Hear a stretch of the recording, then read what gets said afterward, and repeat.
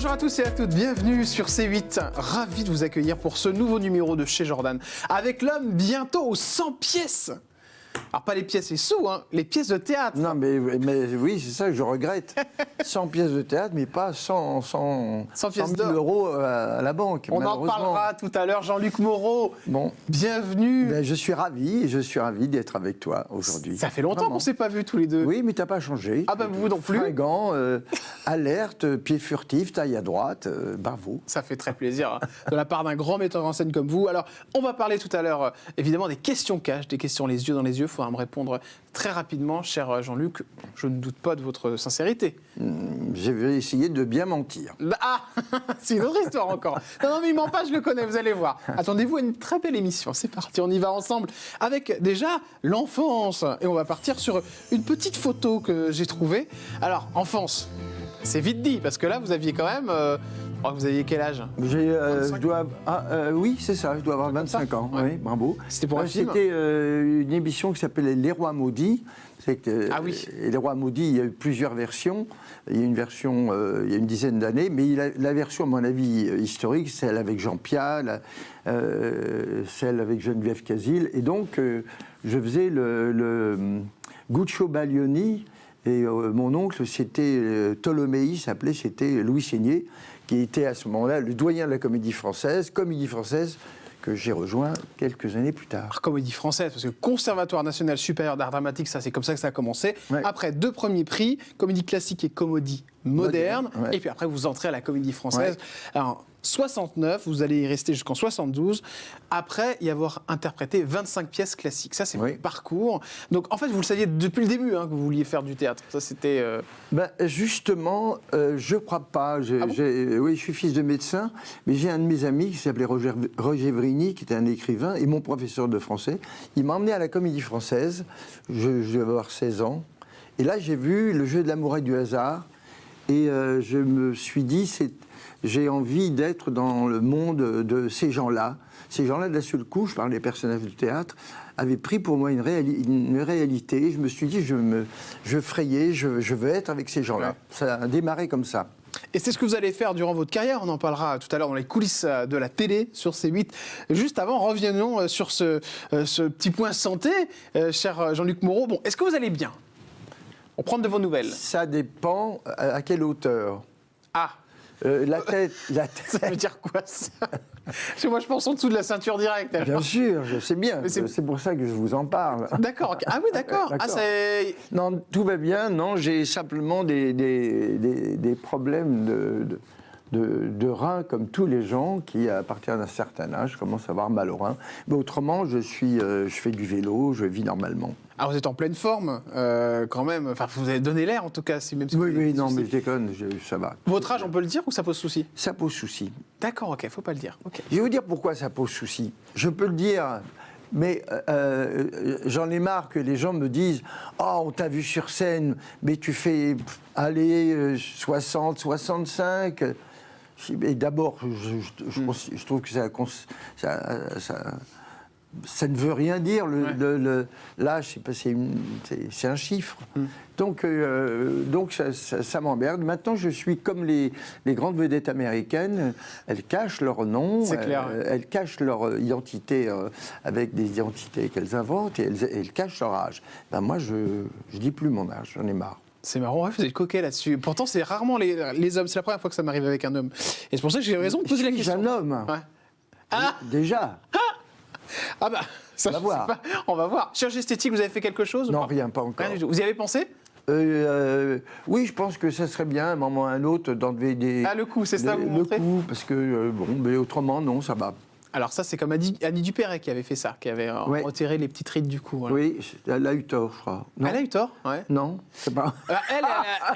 Non, elle veut plus qu'on lui en parle, mais c'est vrai qu'elle dit que, surtout, c'était à cause des tournages, on lui disait toujours, un trop grand coup. Je me souviens, parce que je faisais son mari dans une série, donc je la connais très très bien, et je me souviens que ce sujet était d'actualité. Non, je déconne, elle a eu raison, bien sûr. Vous avez écrit un livre, J'y étais.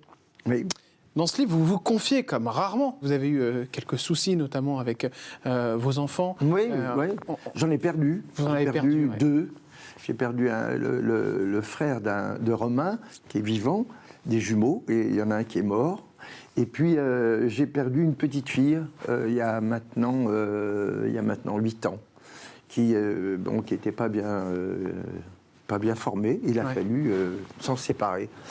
Donc, c'est pas... bon, voilà, mais bon, ce sont des tragédies que... On se met dans le boulot pour oublier sur de moments... non, enfin, moi, j'ai cru que surtout pour... j'ai cru que j'allais pouvoir avaler les informations et le drame en vous comme plongeant ça, dans le travail. en plongeant dans le travail. Et un jour, à la radio, à Radio Classique, j'ai été interviewé. Et puis, je ne sais pas pourquoi, on est venu sur ce sujet.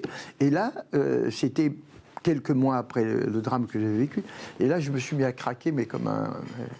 on n'a pas pu continuer l'émission, quoi. Ah ouais, à ce moment-là. Et je me suis rendu compte que j'avais commis l'erreur de pas travailler sur cette douleur, de penser que j'étais assez fort pour pouvoir la... Mais pas du tout, en réalité, et donc, je crois qu'il faut se faire suivre, quoi. Il faut se faire suivre. Ouais. Oui, quand on vit des choses comme ça, qui sont tellement inhabituelles qu'on n'a pas les clés pour solutionner tout ça. Le handicap aussi, dans votre vie, avec un fils, si je ne me trompe pas. Oui. Comment on évolue avec un enfant handicapé, Jean-Luc Moreau? Est-ce que c'est difficile ou au contraire, vous avez réussi à transformer ce handicap en une force pour votre fils? C'est-à-dire que c'est pas vrai pour tous les handicaps, mais pour celui qui touche Romain, donc mon fils, quand il était tout petit, évidemment, c'est moi et sa mère qui en avions la responsabilité, je dirais la douleur.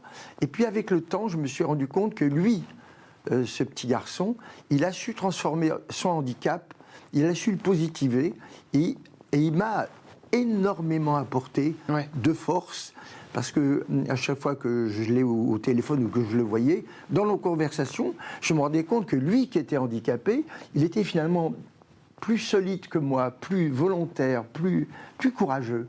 Et à le voir vivre, finalement, égoïstement, il me faisait du bien. C'est marrant, c'est très honnête de votre part, dire ça égoïstement, il me faisait du bien, Jean-Luc Moreau. Ben oui, parce que il était quand même handicapé. J'aurais pu être simplement dans la, c'est pas la douleur, mais dans la plainte. Mais non, je lui disais, finalement, son handicap m'aide. Alors, combien d'enfants, cher Jean-Luc Moreau? 8. 8 enfants. Oui. Donc, 8 rapports sexuels. Vous n'êtes pas un chômeur, ça c'est clair. On ne peut pas dire le contraire. C'était pour combler quelque chose, tous ces enfants, où vous aviez envie, parce que vous êtes une famille nombreuse, hein, Jean-Luc. Je crois que, et là je vais être... Une partie des enfants, là. Oui, je crois que je vais être très honnête. Il y a un enfant que j'ai désiré, qui est celui qui a les lunettes. D'accord. Qui est Camille, qui est un enfant qui s'est fait parce que Vous le vouliez? Vous le vouliez. Autrement, tous les autres sont des accidents dont j'ai accepté j'ai pris la responsabilité. C'est dur, c'est un accident, non? Ils le savent? Ben oui, ça n'a aucun rapport avec l'amour. Oui, bien sûr, oui. Mais c'est arrivé. Dire vous entrez à la maison et vous vivez avec une femme, elle dit, tu sais Robert, je suis enceinte. Il y a deux solutions, elle le garde ou elle le garde pas. Moi j'ai toujours dit, t'es enceinte, et voilà. Mais est-ce qu'il y a une différence, Jean-Luc Moreau, entre accident et non désiré? Bien sûr, un accident, on dit c'est un accident, mais on l'assume. D'accord, ok. Un non désiré, c'est... D'accord, ok. C'est plus fort. C'est plus fort, mais en réalité, un accident, c'est un enfant non désiré aussi. Ouais. C'est pareil. C'est incroyable, cette honnêteté que vous avez sur vous, votre vie. Je crois que c'est ça qui a façonné aussi toute votre vie, c'est cette façon de dire les choses simplement et des fois, voilà, comme ça, cash. Alors, vous êtes avec Élie. Oui. Alors évidemment, ça fait beaucoup parler, mais c'est une petite différence d'âge. Oui. Je crois que c'est 53 ans, c'est ça? Oui. De différence d'âge. Oui. Bon, c'est comment? Alors je pensais à ça, parce que j'étais en scooter, elle était derrière moi, et je pensais que j'allais te voir, et je me suis dit, mais au fond, 53 ans, on dit, c'est pas possible, elle est très intéressée. Ouais. Oui, mais forcément. Je vais te donner la réponse. Forcément que les gens pensent ça. Elle peut pas être intéressée, j'ai rien. C'est vrai? Mais non. Vous avez tout l'amour en tout cas, et puis tout le passé. J'ai rien. Financièrement, c'est ça que vous dites? Ah oui, tu vois, je serais blindé, j'aurais des bagnoles, j'ai rien, j'ai pas d'appartement. Ah, ça, c'est bien, c'est pour faire taire tous les commérages qu'il y a pu avoir sur. Bien sûr. Vous savez combien temps que vous êtes ensemble? 4 ans. Oui. Pourquoi ça vous rassure d'être avec quelqu'un de jeune? Je vois bien que vous avez un souci avec le temps qui passe, Jean-Luc, on en parlait tout à l'heure. Ça vous rassure? Non, mais quand j'ai rencontré Élie, on a été prendre un verre et la succession des événements s'est faite dans une incroyable inconscience. Parce que je vais te dire quelque chose que tu ne croiras pas. Élie ne savait pas que j'étais metteur en scène. Elle m'a connu uniquement parce que j'étais jury sur Onda. L'émission, oui, on est en de Ruquier. Et où là, elle trouvait que j'étais gentil, je donnais des bonnes notes. 15 ans plus tard, elle voit que sur Facebook j'existe. Ouais. Elle envoie un message, vous jouez au théâtre? Je dis, ben oui, viens me voir si tu veux.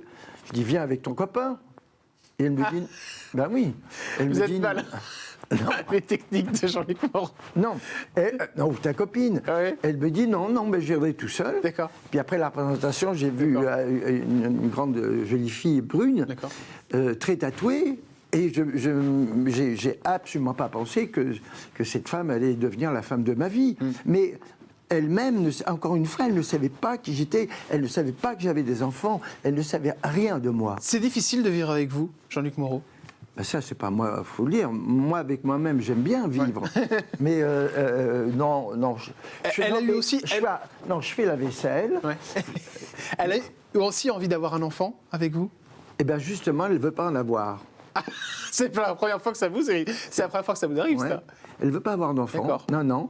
Et donc son parcours avec moi, il est tout à fait pur. Ouais. Parce qu'on n'est pas du tout dans... Encore une fois, moi, j'ai rien à lui laisser. Elle en a pris plein la tête, honnêtement, quand elle s'est mise avec vous, dans le métier. Elle m'a rien dit. Ouais. Ça, je ne sais pas. Je pense que ses copines lui ont dit non, mais tu délires. Tu ne vas pas te payer qu'avec un mec à 50 ans de plus que toi. Je pense que tout ça, elle a dû l'avoir. Elle a été très discrète, elle ne m'en a pas parlé. Quand, moi, les amis que j'ai autour de moi, ils m'ont dit mais vous êtes bien, vous allez bien, ça, vous êtes heureux, professeur. Bien sûr. C'est le cas de beaucoup de personnes dans le milieu. Hein. On ne va pas les citer, mais il y en a plein, des acteurs.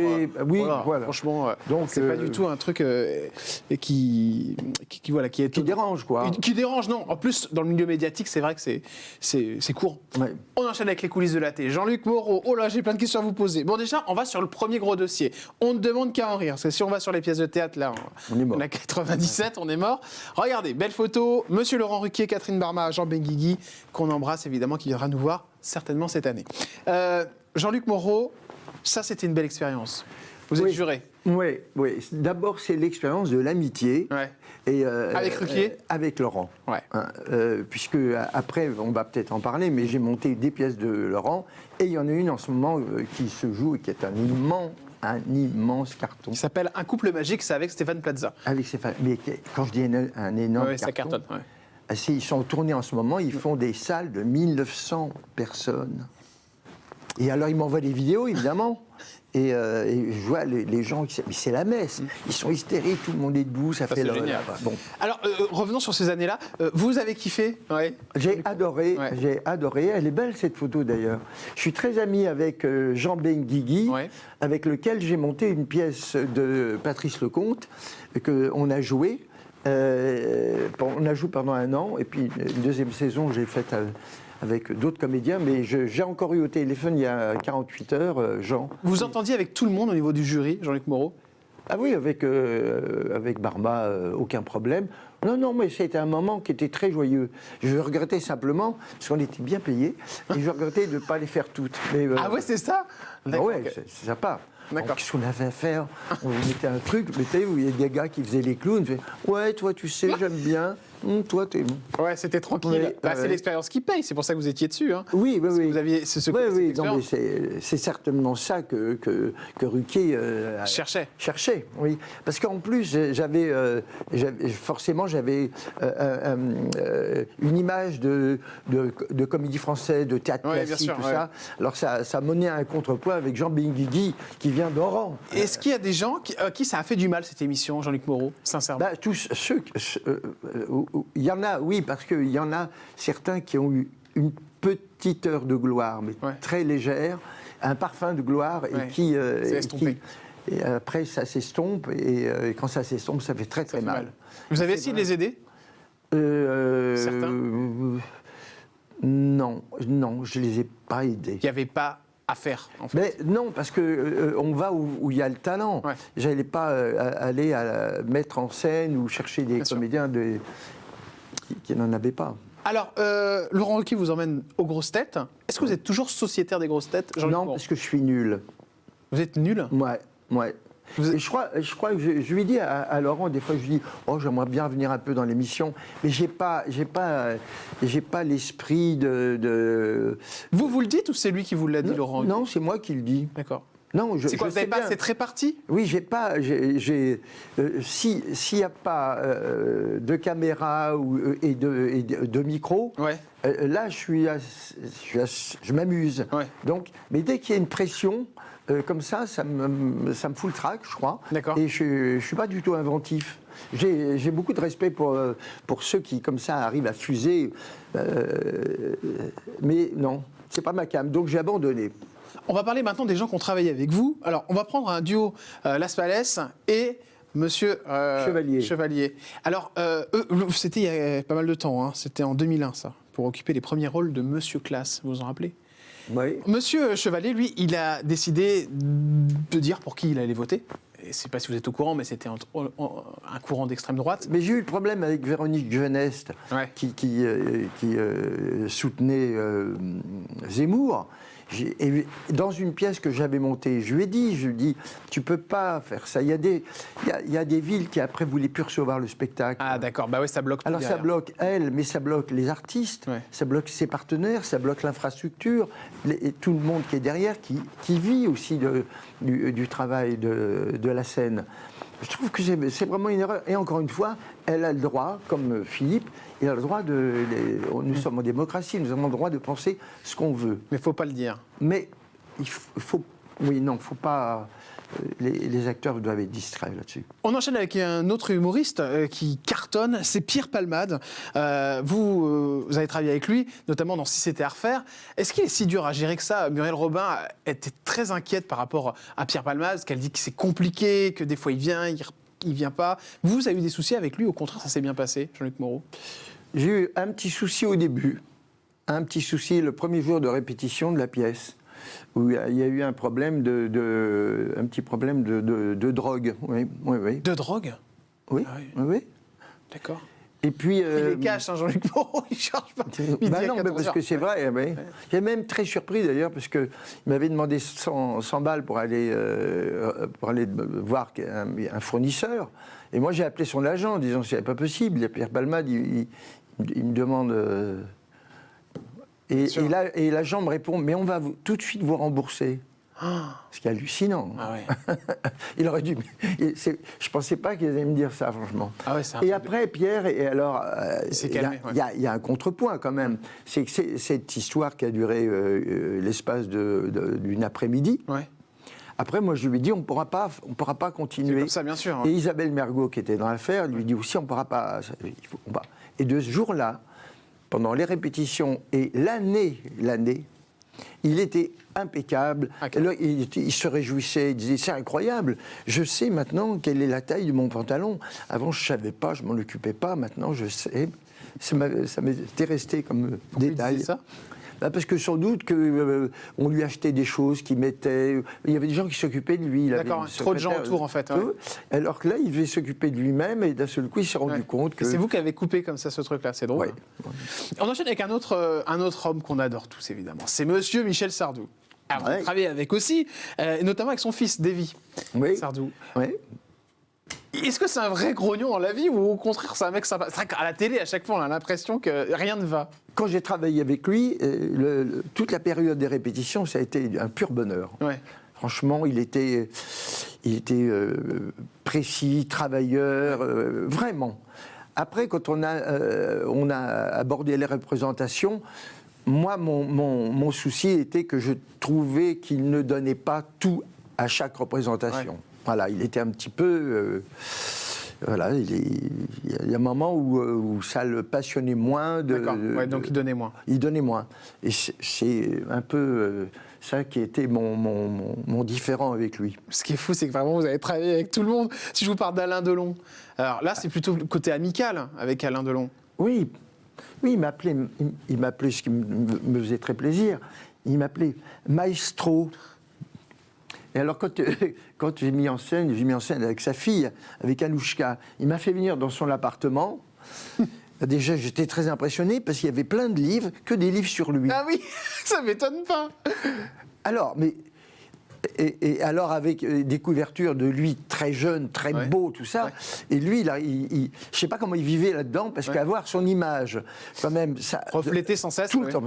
Et alors, il m'a pris dans ses bras, il m'a fait comme ça. Et là, j'ai eu son regard, parce qu'il y a un regard quand même qui est célèbre. Il fait, tu vas mettre en scène ma fille. Je te confie ma fille. La dernière fois que vous m'aviez parlé d'Alain Delon, vous m'aviez dit, il n'est pas au top. Est-ce qu'aujourd'hui, ça va un peu mieux ? Il est vivant. Voilà.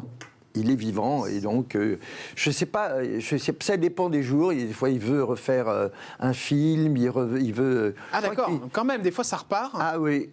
Et des fois c'est la cata. Et puis des fois, non, c'est pas la cata, mais bon, il est moins en forme que quand il est avec des envies, quoi. Vous allez le voir ? Non, parce qu'il ne vit pas en France, vous savez. Ah bon ? Bah oui, il est en Suisse. Ok, je croyais qu'il était encore un peu... À Douchy. Oui.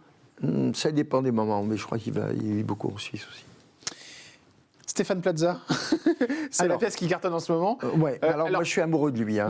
Mais on vous a dit, t'es fou Jean-Luc de le mettre en scène, Plaza. Exactement. Ah, j'en étais sûr. Vous voyez ? Exactement. Qui c'est qui vous a dit ça ? Voilà. Ils ont été 3. Non, mais... Et on vous disait quoi ? On disait qu'il détestait répéter, qu'il ne répéterait pas. En plus, il y avait beaucoup de magie. Il disait, il ne veut pas travailler.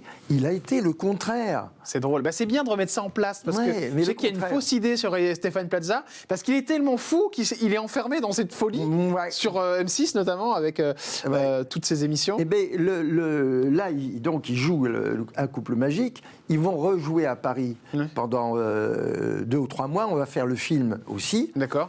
Ça, c'est moi qui ai fait tout ça. Et après le prochain spectacle de Stéphane, je le fais avec lui et peut-être même je jouerai avec lui, tellement on s'entend bien. On y va avec un petit coup sur l'argent. Cher Jean-Luc Moreau, vous qui êtes honnête. Alors, sur Ondar, ça payait vraiment bien. C'était combien, 1500 € par émission ? Non, c'était 500 balles. D'accord, c'est très bien. Mais 500 € quand même, c'est de l'argent. Bien sûr. Alors, vous me disiez tout à l'heure, je n'ai rien. C'est vrai, ça ? Oui, je vous jure, j'ai rien. Mais c'est-à-dire quoi ? Vous êtes endetté, Jean-Luc Moreau ? Je l'ai été. J'avais mon banquier peut envoyer un mail à la production. J'avais emprunté 60 000 € durant le Covid, parce que j'étais à la ramasse. Ah, et que j'ai beaucoup de responsabilités quand même. Mais parce qu'on s'imagine, quand on parlait de 100 pièces pratiquement tout à l'heure, forcément on se dit, mais il est millionnaire ce Jean-Luc Moreau, avec toutes les pièces qu'il a mis en scène, tous ces artistes que vous avez eus. Parce que les gens que j'ai rencontrés dans ma vie, je les ai dotés, et moi j'ai rien. D'accord. Tout ce que j'ai pu avoir, c'est à mes enfants ou aux mères de mes enfants. Mais c'est pas moi. Moi, le divorce, vraiment c'est ça rien. Qui coûte cher. Vous verrez. Vous allez d'abord vous marier, et ensuite vous allez divorcer. Mais divorce, moi j'ai entendu des artistes qui m'ont parlé de 1,5 million pour un divorce. Oui, c'est pas faux. J'ai entendu ça. C'était pas loin aussi pour vous ? Oui, c'est ça. D'accord. 1,5 million d'euros. C'est un truc de fou. Dans le milieu du spectacle, c'est incroyable. Je sais pas pourquoi c'est aussi cher à chaque fois. Le problème, est-ce que la culpabilité est toujours du côté de l'homme ? Bien sûr, oui. Parce que c'est le mec qui raque. On enchaîne avec les questions cash, Jean-Luc Moreau. Alors là, cash, mais franchement, invité cash. Il n'y a pas mieux que Jean-Luc Moreau. C'est parti, on y va, les amis. Allez, changement de décor. Le jour où vous avez pensé au pire, Jean-Luc Moreau, est-ce que vous vous en souvenez ? Oui, je m'en souviens très bien. C'est le jour où j'ai appris que les 2 enfants que j'allais avoir étaient handicapés. La chose qu'on a dit sur vous, Jean-Luc Moreau, qui est fausse et que vous aimeriez remettre au clair une bonne fois pour toutes maintenant.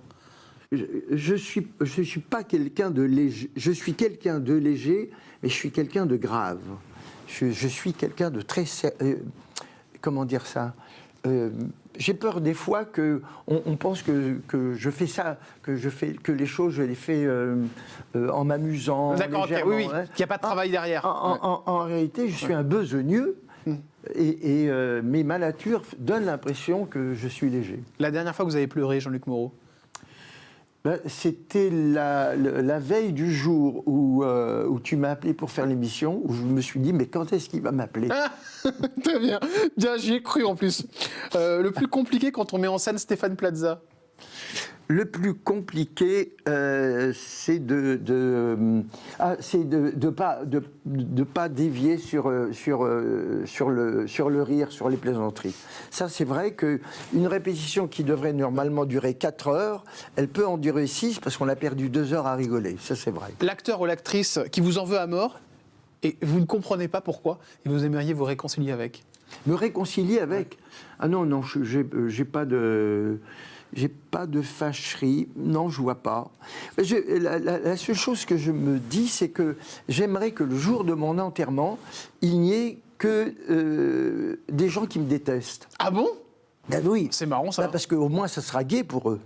Ah oui, en plus, c'est la question suivante. Ben voilà. La question suivante était donc, cher Jean-Luc Moreau, vous avez toujours un cran d'avance, décidément, jusqu'au bout. Qu'est-ce que vous aimeriez qu'on dise de vous le jour où vous ne serez plus là? J'aimerais... ça ne m'intéresse pas tellement qu'on dise des choses, plutôt le sentiment d'avoir partagé avec moi des moments heureux. Ouais. Voilà. C'est ça, et pas trop de moments de tristesse, quoi. Et donc, d'avoir ce souvenir-là, ouais. Oh, c'était tellement marrant quand on faisait ça. Et donc, du coup, il y a des gens que vous ne voulez pas voir à l'enterrement? Mais oui, parce que tous les gens qui m'aiment, ils vont chialer, donc ça va être horrible. Donc ceux-là ne viennent pas. J'ai une liste de gens qui pourraient... tout ce voilà. Alors qui? Non, mais il y a forcément des gens il y en a qui me détestent, qui me contestent, qui me trouvent nul, tout ça. Tous ces gens-là qui viennent, et, champagne, on y va. On y va. L'épitaphe? J'y étais. Très très fort. Allez, on termine cette émission évidemment, cher Jean-Luc Moreau, sur une touche plutôt humoristique, plutôt sympathique. Ce sont ces 5 pièces que vous mettez en scène, dont une où vous êtes à l'intérieur. C'est celle de Gaspard Proust. Alors, Le Fantasme, ça c'est Jean-François Cross. Un couple magique, c'est avec Monsieur Stéphane Plaza. Inavouable. De Ruquier, donc. De Ruquier, pardon. Ouais. Inavouable d'Éric Assous. Ouais. Et puis Le Canapé de Patrice Lecomte, évidemment, le grand réalisateur. Voilà. Ça, la disparition aussi d'Éric Assous, c'est un step que j'aurais voulu. C'est un traumatisme pour moi, oui. Ouais, je me doute. Ça l'est toujours d'ailleurs. Ouais. C'est des choses qui sont très très difficiles. C'est vrai que vous avez une vie jalonnée de choses compliquées. C'est, je pense, pour ça que vous êtes aussi autant dans le travail. Merci beaucoup Jean-Luc Moreau d'être venu. Vous êtes vraiment l'invité le plus cash que j'ai reçu, quoi. Vous répondez direct, pas de souci. Merci beaucoup, je vous serre la main. Je suis très content de vous avoir. Vous faites un bisou à Elie de ma part. Ouais. Voilà, et pas de jalousie. Non. On se retrouve demain sur C8 avec une nouvelle émission. Évidemment, je vous embrasse très fort. Je vous remercie de votre fidélité. À demain sur C8, même heure, même chaîne.